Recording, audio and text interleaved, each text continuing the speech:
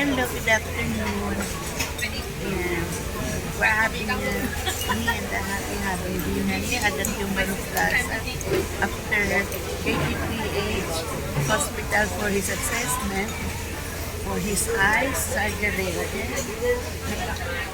At no black carry back at the Timbaro Plaza. Singapore, March 18, 2026. Get my wife. Okay? Now there's Lisa Paul with the signature of completely Lisa. 74 years Singaporean retired. Okay?